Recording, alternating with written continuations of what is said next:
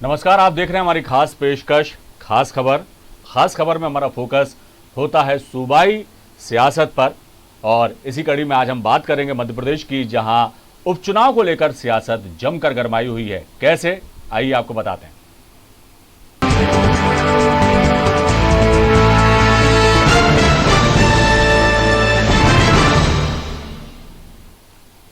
मध्य प्रदेश में उपचुनाव की सियासत अब तेज हो चली है। ग्वालियर चंबल संभाग में 3 दिनों तक चले बीजेपी के सदस्यता अभियान को लेकर सरगर्मियां तेज हैं। तो यही वजह है कि कांग्रेस ने भी अब बीजेपी के मेगा शो का काउंटर अटैक करने का मन बना लिया है। कांग्रेस अब बीजेपी के सदस्यता अभियान की पोल खोलेगी।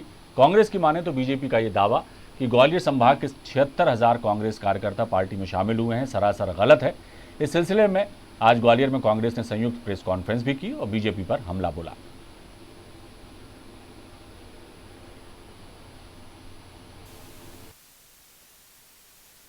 सौदा करके भारतीय जनता में शामिल हुए राजनीतिकरण, उनमें से कमलेश यादव जी और पूर्व विधायक रणवीर यादव जी ने आरोप लगाया था कि प्रजापति जी के यहाँ भ्रष्टाचार का उनके पुत्र ट्रांसफर तबादले में पैसा ले रहे हैं। सलावत कुर्सी सलावत जी और ये लगा हुआ पत्र उनका बयान छपे हैं।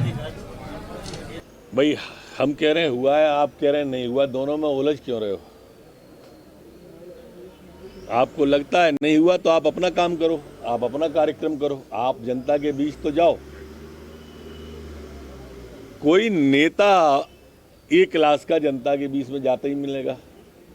बी टीम को एक्टिव कर दिए, उन्हें अधिकार नहीं है।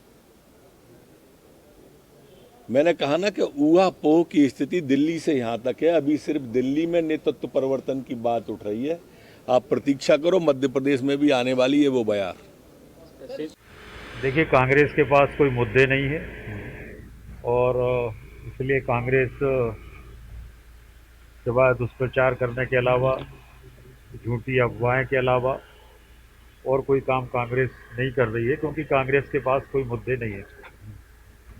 और इसलिए भारतीय जनता पार्टी विश्व की सबसे बड़ी पार्टी है और लोग सदस्यता ले रहे हैं, तो इसमें कांग्रेस को क्या आपत्ति? वो सदस्यता करा है हम लोगों ने।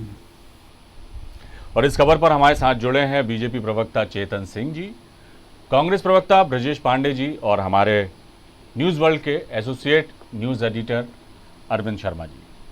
सबसे पहले सवाल ब्रजेश पांडे जी आपसे। ब्रजेश जी, क्या ऐतराज़ है यदि बीजेपी सदस्यता अभियान चलाती है, सदस्य संख्या बढ़ाती है और इसके लिए कोई कार्यक्रम आयोजित करती है, तो उस पर कांग्रेस को क्या ऐतराज़ है? जी, बहुत सीधी सी बात है कि इस देश में, इस प्रदेश में, खासतौर से अभी मध्य प्रदेश में भारतीय जनता पार्टी पूरी तरह से छल कपट और झूठ की राजनीति कर रही है।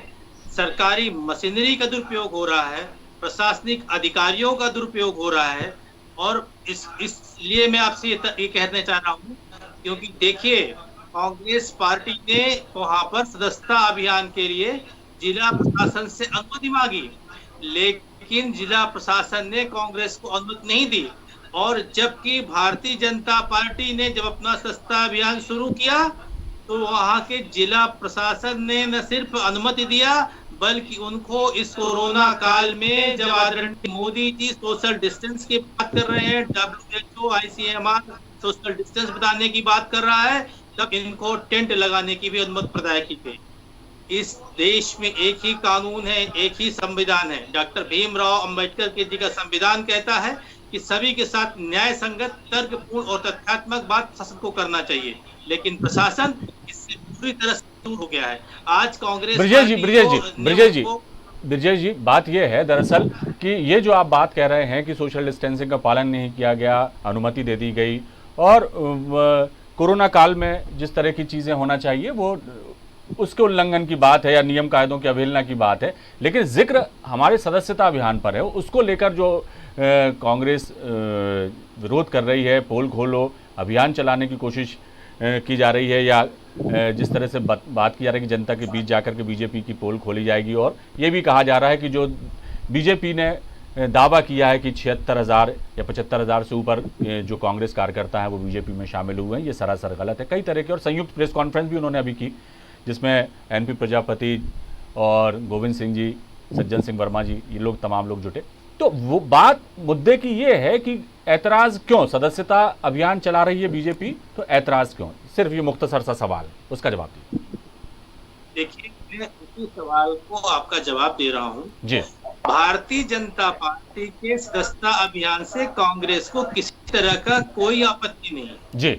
लेकिन अगर कांग्रेस पार्टी इस उपचुनाव में कांग्रेस पार्टी से जुड़े कार्यकर्ता अगर सदस्यता अभियान चलाते हैं और इसके लिए बाकायदे 29,000 रुपए की रसीद जमा करते हैं जिला प्रशासन के पास। कल हमारे कांग्रेस के ग्वालियर चंबल संभाग के प्रभारी आदरणीय के मिश्रा जी ने इस बात पर घनघोर आपत्ति किया और उन्होंने इसको लेकर निर्वाचन आयोग के पास भी दरवाजा। मेरा सीधा सा कहना यह है कि देखिए, हमको रसीद कटवाने के बाद भी जिला प्रशासन पहले तो कहता है और बाद में कहता है नहीं, कोरोना काल है, इससे कोरोना का संकट बढ़ जाएगा, आपको अनुमति नहीं दी जाएगी। देखिए, इस तरह नहीं हो सकता है। कानून जो होता है सबके लिए बराबर होना चाहिए।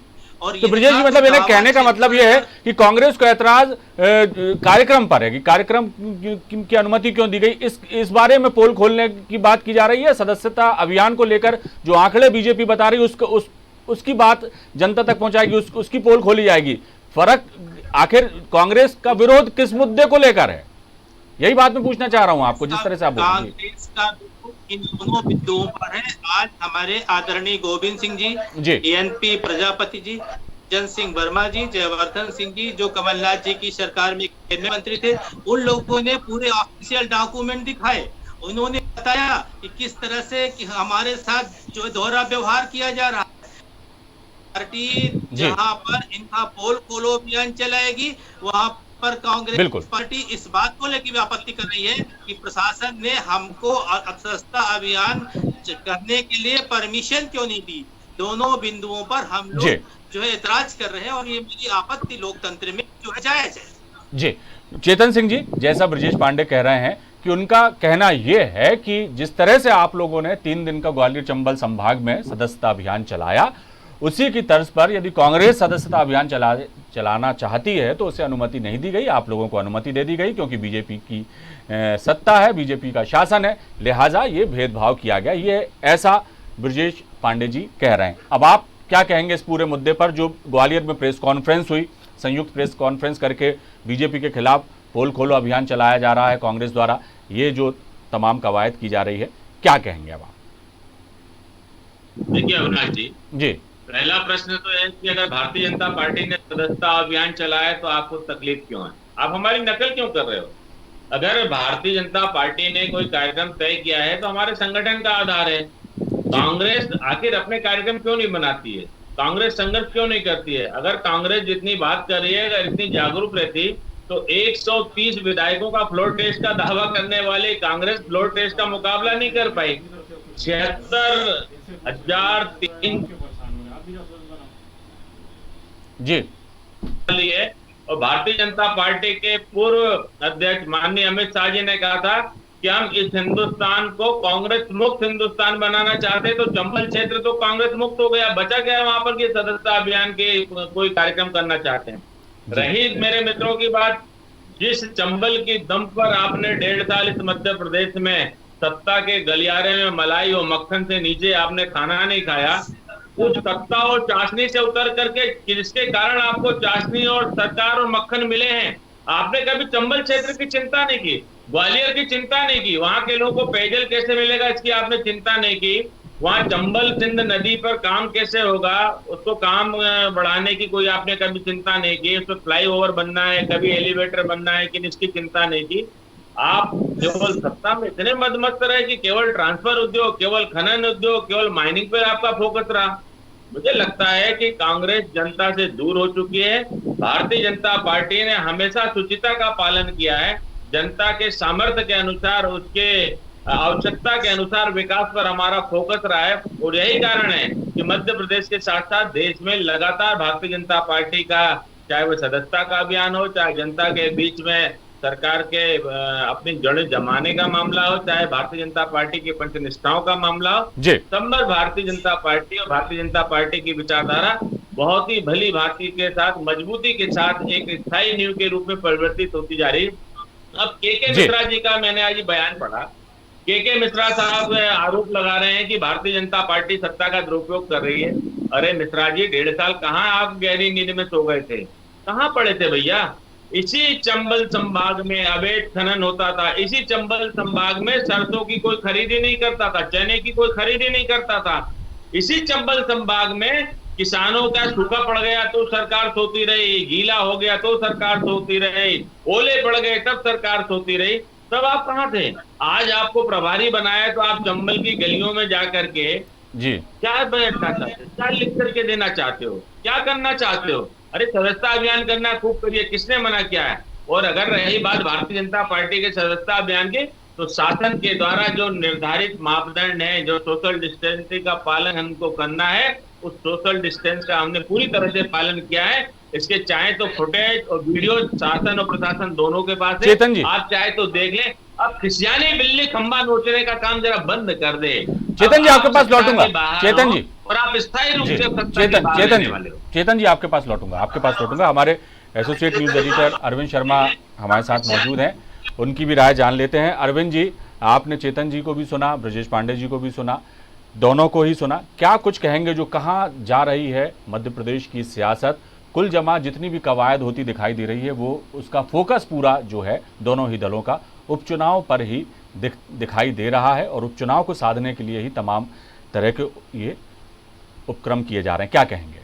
बिल्कुल अविनाश, जिस तरीके से राजनीति होती है, राजनीति चुनाव पे ही होती है और लोकतंत्र में चुनाव ही महत्वपूर्ण होते हैं। इस तरीके से जो चुनाव हो रहा है, उस चुनाव को लेकर दोनों दल अपनी अपनी बातें कर रहे हैं। और जहाँ तक रही भाजपा की बात, तो भाजपा वाकई एक जन पार्टी जैसा दिखती है और एक वो संगठन से जुड़ी हुई पार्टी है। और जबकि हम कांग्रेस की बात करें तो कांग्रेस व्यक्ति आधारित पार्टी है। जिस तरीके से ज्योतिरादित्य सिंधिया का यदि पार्टी से जाना, एक बड़ा चेहरा ग्वालियर से चला जाना, अब कांग्रेस को उसमें देखना है कि कांग्रेस का कौन सा बड़ा चेहरा वहाँ पर खड़ा होता है ज्योतिरादित्य सिंधिया के बराबर। इस कारण थोड़ी सा ये चल रहा है। और जिस तरीके से राजनीतिक दलों को अपना कार्यक्रम करने की एक आज़ादी है, उस आज़ादी के तहत यदि अभियान चल रहा है, कोई अभियान चल रहा है, तो उस अभियान पे बहुत एतराज़ नहीं होना चाहिए।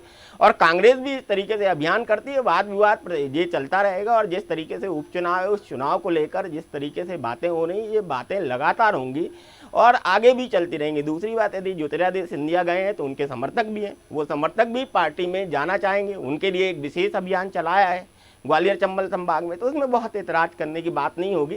राजनीति है, राजनीति होती रहेगी और ये बात कहाँ तक जाएगी ये तो चुनाव ही बताएंगे।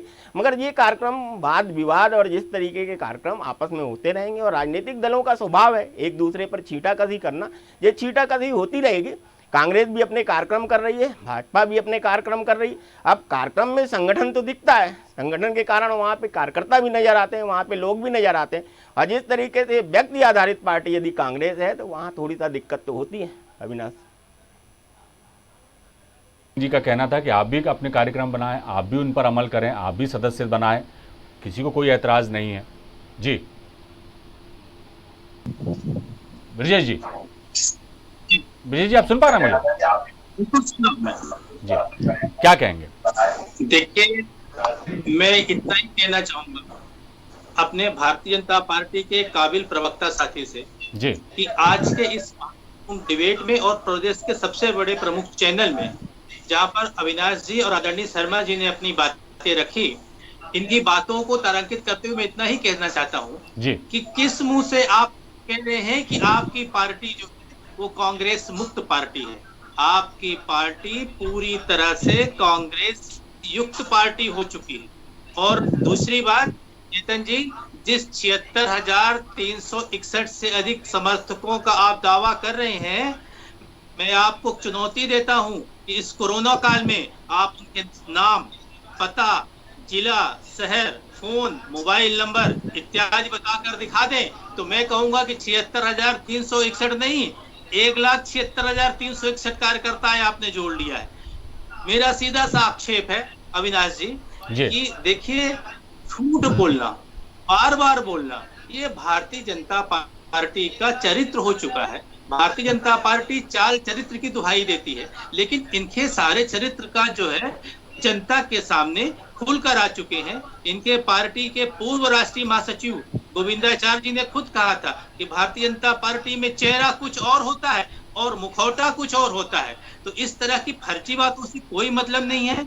जनता को झूठ छल कपट से मत करिए, क्योंकि जिस तरह से आपने मध्य प्रदेश में श्री कमलनाथ जी की सरकार चल रही थी, इस प्रदेश के लोकतांत्रिक देश में, देश के लोकतांत्रिक देश में के अंदर जब हमारी सरकार चल रही थी, आपने पिछले दरवाजे से षड्यंत्र करके, कत्ल करके लोकतंत्र का आपने मध्य प्रदेश में सरकार बनाई।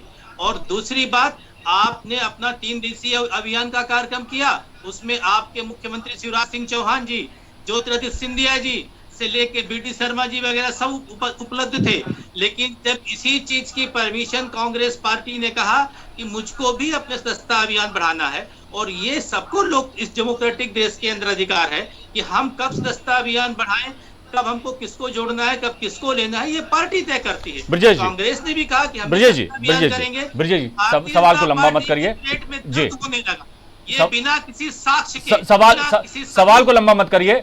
ये आपके जो प्रश्न है उन्हें लंबा मत करिए, क्योंकि समय हमारे पास कम है। ब्रजेश जी, समय हमारे पास कम है, हमें चेतन जी की भी प्रतिक्रिया लेना है।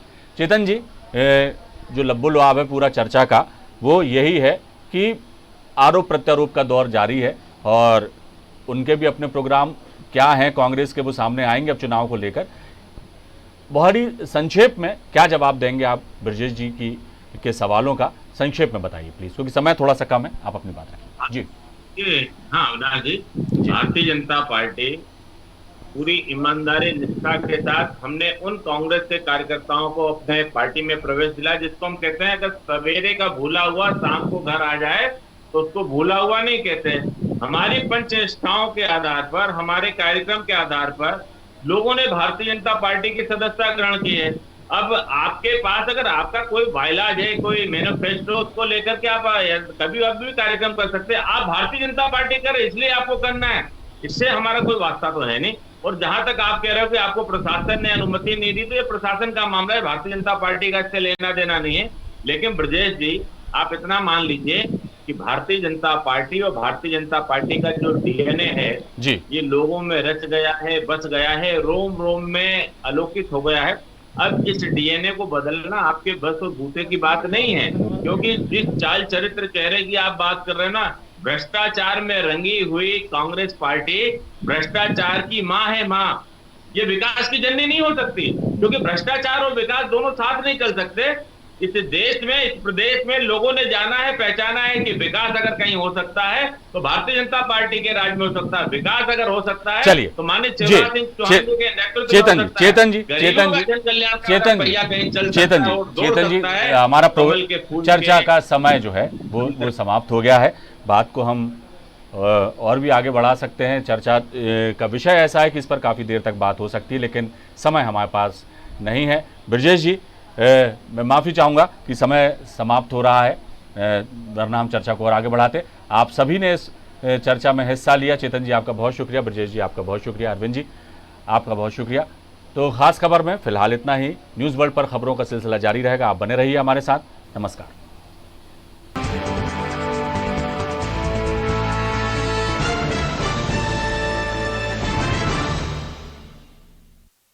इस कार्यक्रम के प्रायोजक थे रूप मंत्र आयुर्वेदिक फेस क्रीम। ये कोई कॉस्मेटिक नहीं, आयुर्वेदिक औषधि है।